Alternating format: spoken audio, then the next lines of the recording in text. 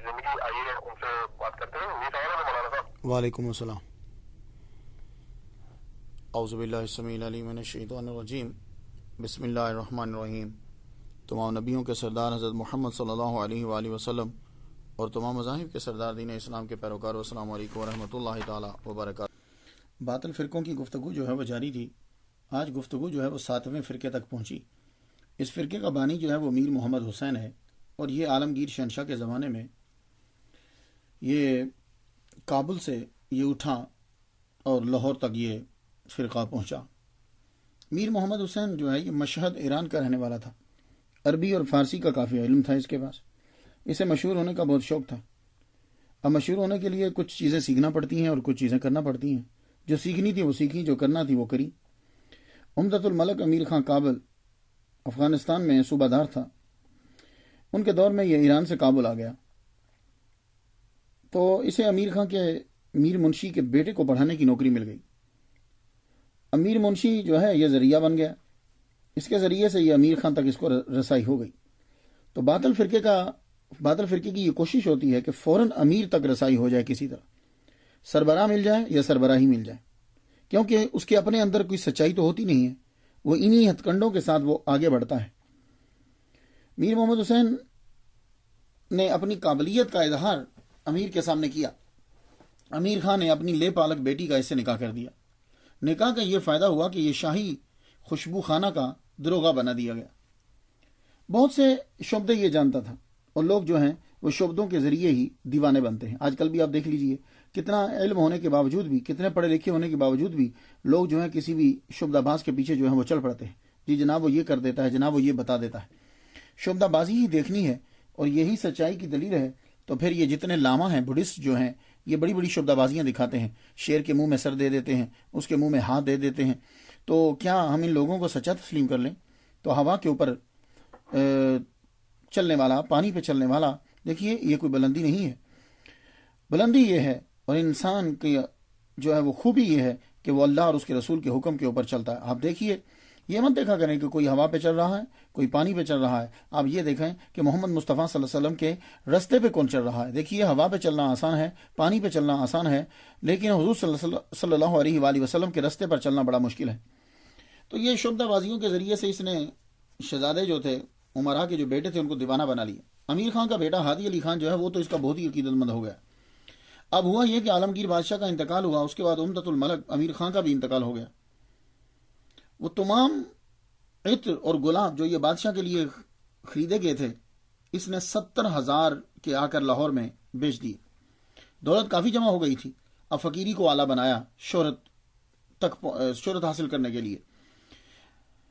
شہرت اور جاہ کے لیے ایک نئی راہ نکالی. اس کے لیے پہلے شاگرد منشی کے بیٹے کو ساتھ میں لا لیا. وہ جو شروع میں اس کا شاگرد تھا اسے ساتھ میں، اور بولا ہم ایک نیا مذہب بناتے ہیں، اس میں قواعد نئے ہوں گے، نئی اصطلاحات ہوں گی، نئی زبان بنائیں گے، اور پھر ہم یہ دعویٰ کریں گے کہ ہم پر وحی آتی ہے. اور ایسے ایسے لفظ ہم بولیں گے جو غیر مانوس لفظ ہیں، تاکہ لوگوں کو معلوم ہی نہ ہو کہ یہ کیا ہیں، ان کے میننگ کیا ہیں. اور ہم لوگوں کو یہ بول دیں گے کہ یہ ہم پر وحی اترتی ہے، یہ کلام اللہ کی طرف سے. دونوں استاد شاگرد مل گئے. عربی اور فارسی کے غیر مانوس لفظ جو لوگوں کو معلوم نہیں ہیں، پرانے الفاظ ڈھونڈ کر نئی اصطلاحات استعمال کی اور ایک کتاب لکھ دی. کتاب کا نام رکھ دیا عقوزہ مقدس، اور خود کا نام بیگو کیت رکھا، اور کہا کہ یہ رتبہ ایسا ہے کہ جو امامت اور رسالت کے درمیان ہے. ہر پیغمبر کے 9 بیگوک ہوتے ہیں. حضور صلی اللہ علیہ وسلم کے بھی 9 ہیں. پہلے حضرت علی ہیں اور میں ان میں سے آخری ہوں.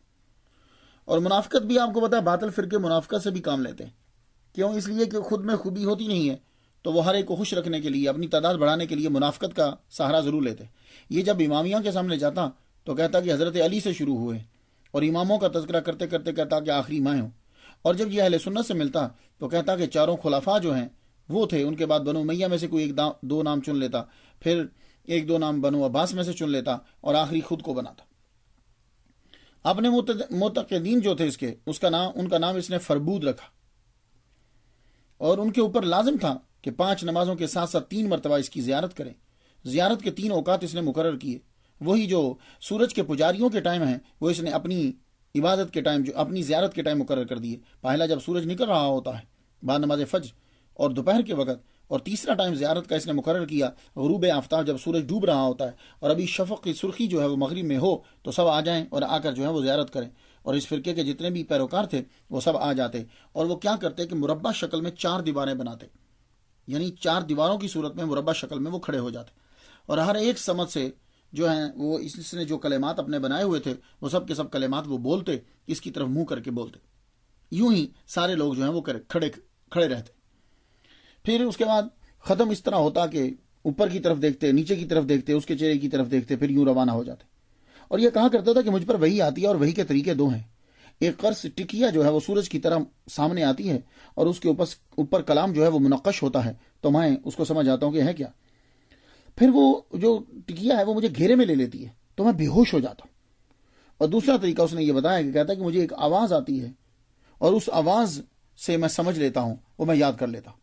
اور اس کا یہ بھی دعویٰ تھا کہ میں علی کا وہ بیٹا ہوں جو فاطمہ زہرا کے شکم سے ساکت ہو گیا تھا۔ لوگوں نے تسلیم کر لی، بھائی جب ساکت ہو گیا تو اب تک کیسے زندہ ہے۔ اس نے سلام میں بھی، گریٹنگ کے اندر بھی تبدیلی کر دی تھی۔ السلام علیکم، السلام علیکم ہم بولتے ہیں، اس نے اس کے اندر کچھ اپنے غیر مانوس سے الفاظ جو ہیں وہ شامل کر دی، اور عید الاضحیٰ اور عید الفطر کے مقابلے میں اپنے کچھ دن مقرر کیے تھے، اور ان کو وہ عید کا دن درجہ جو ہے وہ دیتا تھا، اور سب سے بڑا دن اس کے اندر روز جشن ہوتا تھا۔ یہ روز جشن نام ہے دن کا۔ یہ روز جشن جو ہے، پوچھا جاتا اس دن وہ بڑی اونچی ٹوپی پہنتا، اور پوچھا جاتا کہ اس دن کو کیوں مناتے ہو؟ کہنے لگے یہ وہ دن ہے کہ جس دن مجھ پر سب سے پہلی وحی اتری تھی۔ اور یہ کون سا دن تھا؟ 7 ذی الحج کو۔ 7 ذی الحج کے دن کو اس نے روز جشن کا نام دیا، اور پہلی 1 ذی الحج سے لے کے 6 تک یہ روزے رکھتا تھا۔ تو ان 6 ایام میں وہ کسی سے بات نہیں کرتا تھا۔ خود کو مشہور کرنے کے لیے نفسیاتی حربہ اس نے استعمال کیا۔ وہ کیا کہ لوگوں سے، خصوصی طور پر امراء سے بے اعتنائی جو ہے وہ برتتا تھا۔ امیر لوگوں کے دیے ہوئے تحائف واپس کر دیتا تھا۔ عوام یہ دیکھ کر اور کرویدہ ہو جاتے کہ اس کو تو پیسوں کا لالچ ہی نہیں ہے، جبکہ وہ جانتا تھا کہ جو بھی یہاں آئیں گے، اب اس کے سارے وہاں جتنے بھی چاہنے والے تھے، پیروکار تھے، وہی ہوتے تھے، اور جو آ کر دیتا تھا وہ واپس لے کے جاتا نہیں تھا، وہ انہی میں بانٹ جاتا تھا۔ تو جب وہ ان میں بانٹتا تھا تو پلٹ کر واپس اسی کے پاس تو آئے۔ تو یہ بڑی ذہانت استعمال کرتا تھا، لیکن لوگوں پہ اس کا اثر یہ پڑتا تھا کہ جناب یہ خود نہیں لیتے، تو بات تو وہیں آ کر ٹھہری۔ ہادی علی خان کی وجہ سے کئی دوسرے امراء بھی، امرائے دربار جو تھے، اس کے مرید ہوئے۔ جب فرخ سیر، یہ بادشاہ کا نام ہے، سیر سیرت کو بولتے ہیں، عادات و خصلتوں کو۔ فرخ سیر ایک شب اسے ملنے کے لیے آیا۔ اس نے حجرے کے دروازہ، اب اس نے کیا چلاکی چلی کہ دروازہ ہی نہیں کھولا حجرے کا۔ اب فرخ سیر جو ہے وہ باہر کھڑا رہا، بڑی خوشامدیں کرتا رہا، جی جناب دروازہ کھولیے، میں زیارت کرنا چاہتا ہوں۔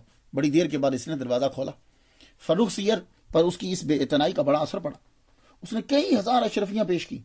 اب اس نے دوسرا حربہ استعمال کیا، جی جناب ہمیں نہیں چاہیے، ہم نہیں لیں گے۔ کیوں؟ اکثر یہ لوگ ایسا کرتے ہیں، میں نے بڑے لوگوں کو دیکھا ہے، جی جناب وہ فلاں صاحب جو آتے ہیں وہ تو پیسے ہی نہیں لیتے۔ بھائی وہ پیسے لیں گے تو بےزتی ہوگی ان کی، کیوں؟ تو دے کتنے رہا ہے؟ 5000 6000، تو 5000 6000 لینے سے اس کی بےزتی ہے۔ جب وہ ایک دفعہ تم سے 5-6 ہزار نہیں لے گا نا، تو اگلی دفعہ 20 30 50 ہزار دے گا۔ تو اب بتاؤ کہ یہ 10,000 5,000 بہتر تھے یا جو تو اپنے 50,000 دیا ہیں یہ بہتر ہیں؟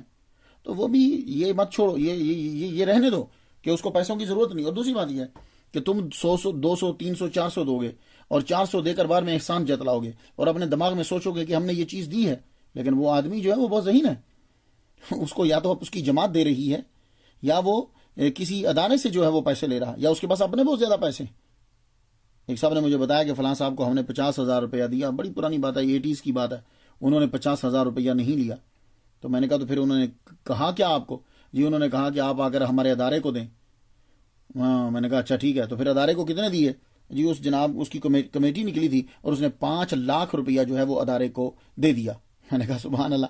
میں نے کہا مجھے اب یہ بتائیے کہ وہ تم سے 50,000 لے لیتا تو وہ تمہارا جو ہے وہ تمہارے احسان تلے دب بھی جاتا۔ اب اس نے وہ 50,000 نہیں لیا، اس 50,000 کے بدلے میں تمہارے سے 5 لاکھ روپیہ اس نے نکلوا لیا، اور وہ تم نے دیا بھی خوشی سے، اور تیرے دماغ کے اندر ذرا سی بات نہیں آئی کہ میں نے اس کے اوپر احسان کیا ہے۔ تو بھائی یہ حربے ہوتے ہیں، لیکن اصل لوگ تمہیں میں بتاؤں کہ جو دولت کے بھوکے نہیں ہوتے تھے وہ جن کے بارے میں ہم اپنی نمازوں کے اندر جن کا رستہ ہم طلب کرتے ہیں، ان میں سے خواجہ قطب الدین بختیار قاقی رحمہ اللہ تعالیٰ ہیں کہ جب ان کو سلطان شمس الدین التمش نے بھرا ہوا تھال سونے کا دیا اور اوپر سے 6 گاؤں دیے، کہا حضور میں نذرانہ دیتا ہوں، تو آپ نے فرمایا میں یہ ہرگز نہیں لوں گا، کیونکہ ہمارے پیروں نے خواجہ معین الدین اجمیری چشتی رحمہ اللہ انہوں نے بھی کبھی نہیں لیا تھا، تو میں نہیں لوں گا۔ اب یہ مطلب نہیں ہے کہ ان کے پاس بڑی دولت ہوتی تھی، یہ بیچارے تو روٹی جو ہے وہ ساتھ والے گھر سے ادھاری لے کے پھر کھایا کرتے تھے، تو ان کے پاس پیسے کہاں سے؟ لیکن اس کو کہتے ہیں غنا، جو ہے وہ یہ سچائی ہے، یہ باقی تو سب دھوکہ اور فراڈ ہے۔ تو وہ جب اس نے اشرفیاں دی تو لینے سے انکار کر دیا، فروخ سیر نے جب دی تو لینے سے انکار کر دیا، تو ایک قرآن مجید ہاتھ کا لکھا ہوا تھا اسے دیا، تو اس میں سے پیسوں میں سے 70 روپے لے لیے، کہنے لگا کہ یہ میرے لکھنے کی اجرت ہے اور یہ لے لی۔ بادشاہ جو ہے وہ قرآن سر پہ رکھتا ہوا وہاں سے جب روانہ ہوا تو بادشاہ کی حاضری کی وجہ سے اس کی شہرت جو ہے وہ دور دراز تک پھیل گئی کہ بادشاہ نے حاضری دی ہے تو بڑی بات ہوتی ہے۔ اب اس نے کیا کیا کہ اپنے خیالات کا برملا اظہار کرنا شروع کر دی، اور جو اس کے دن تھے عیدیں جنہیں وہ عید کہا کرتا تھا، وہ بڑے نہایت تجمل اور اختشام کے ساتھ نکلتا تھا ان دنوں کے اندر۔ تجمل مینز یعنی دھوم دھام سے نکلتا تھا، اتنا ہجوم ہوتا تھا اور اس کے جتنے پیروکار تھے وہ اس کے بتائے ہوئے کلمات کو بولتے تھے، شور برپا ہو جاتا۔ فروخ سیر کے بعد اس کی بدبختی جو ہے وہ شروع ہو گئی۔ محمد امین خان جب وزیر ہوئے اور ان کو جب اس کے بارے میں پتہ چلا تو انہوں نے فوراً آرڈر دیا جاؤ اس کو گرفتار کر کے لاؤ۔ جب سپاہی گرفتار کرنے کے لیے بڑھے، دوپہر کا وقت تھا، اس نے اپنے سب سے چھوٹے بیٹے کو بھیجا، وہ ذرا خوبصورت تھا، اور سالن جو خانقاہ میں یا جو بھی یہ پکاتا تھا وہاں اپنے وہ دیا۔ انہوں نے بچے کو دیکھا تو سپاہی جو ہے وہاں بیٹھ کے چلو یار کھا لیتے ہیں، بھوک لگی ہوئی، کھانا کھانے لگے تو پیچھے سے رپورٹ پہنچی کہ وزیر کو درد کولنج یا درد کولنج دونوں جو ہیں یہ پروننسیشن ہوتے ہیں، کولنج بھی بولتے ہیں اور کولنج بھی بولتے ہیں، یہ ربز کے نیچے جو ہے وہ درد ہوتا ہے۔ تو اس نے زور پکڑ لیا، تو یہ جب پولیس کو پتا چلا تو وہ کیا کیا، گرفتار کیے بنا ہی چلے گئے۔ اب اس نے یہ سوچا کہ میں یہاں سے بھاگ جاؤں کہ کیا کروں، مگر خبر پیچھے سے آ گئی کہ درد بڑھ گیا ہے اور اب وزیر مرنے والا ہے۔ اس نے ایک اور سازش چلی، کیا کیا، فوراً مسجد میں آ کے بیٹھ گیا اور کہنے لگا ہم نے ایک تیر چلا دیا ہے اور وہ اب یہ کبھی زندہ نہیں بچ سکے گا، مر جائے گا۔ ہوا یہی کہ واقعی یہ مر گیا۔ اب وہ مرنا تھا وزیر کا کہ اس کی شہرت اور ہو گئی۔ 2-3 سال تک یہ زندہ رہا، اس کے بعد اس کا بڑا بیٹا جو ہے وہ اس کا سجادہ نشین بنا، لیکن وہ بیٹا جو ہے بڑا لالچی تھا، اس نے جتنے بھی خلفاء کو باپ کی دی ہوئی جائیدادیں تھیں وہ ان خلفاء سے واپس لینا شروع کر دی۔ سب سے بڑے خلیفہ میر منشی کا جو بیٹا تھا اس نے اس کو بڑا سمجھایا، اس کا نام دوجی بار رکھا ہوا تھا، میر محمد حسین نے دوجی بار، تو اس نے بڑا سمجھایا کہ تم یہ جائیدادیں واپس مت لو، اس سے بڑا غلط اثر پڑے گا، لیکن اس نے اس کو بھی تنگ کیا۔ تو ایک دن اس نے سارے مریدوں کو اکٹھا کیا، دوجی بار نے جو پہلا خلیفہ تھا اس کو اکٹھا کیا، مریدوں کو اکٹھا کیا اور کہنے لگا تم میری ہینڈ رائٹنگ پہچانتے ہو نا، میری لکھائی پہچانتے ہو، میں کیسے لکھتا ہوں؟ کہا جو میر محمد حسین تھا بانی اس کی بھی لکھائی پہچانتے ہو نا؟ کہنے لگے ہاں۔ پھر اس نے وہ مسودات نکالے کہ جن پہ کے بارے میں یہ تھا کہ یہ الہامی کتابیں ہیں، کہنے لگا آؤ، اور ان لائنوں اور عبارات کو اس نے دکھایا جن کو انہوں نے اپنی قلموں سے لکھ کر تبدیل کیا تھا عبارات کو، تو کہنے لگا مجھے بتاؤ اگر یہ اللہ کی کتاب ہوتی، وہی ہوتی، اللہ کی طرف سے ہوتی، تو یہ ہم اپنے ہاتھوں سے اس مسودے کے اندر ایسا کیوں لکھتے، ان میں ترمیم کیوں کرتے؟ ایک دم سے لوگوں کی آنکھیں کھلی، لوگ جو ہیں انہوں نے تسلیم کر لیا اور یہ فرقہ بالکل تباہ و برباد ہو گیا، ختم ہو گیا۔ چند لوگ بچے لیکن ان کا وجود بھی کیا۔ تو خواتین و حضرات دیکھیے، ہمارے جتنے بھی اولیاء کرام ہیں وہ سب کے سب جن کے بارے میں آپ نماز کی ہر رکعت کے اندر یہ کہتے ہو اہدنا الصراط المستقیم صراط الذین انعمت علیہم، وہ کون لوگ تھے؟ وہ لوگ تھے کہ جو قرآن اور حدیث کے مطابق اپنی زندگی جو ہے وہ گزارتے تھے، دنیا کے پیچھے نہیں بھاگتے تھے۔ ان کا یہ اعلان ہوتا تھا مذہبنا ھذا مقید باصول الکتاب والسنہ، ہمارا یہ مذہب جو ہے یہ کتاب اور سنت کے بالکل مطابق ہے۔ اللہ تعالی ہمیں ان کے پیچھے چلنے کی توفیق عطا فرمائے۔ اجازت دیجیے، وآخر دعوانا الحمدللہ رب العالمین۔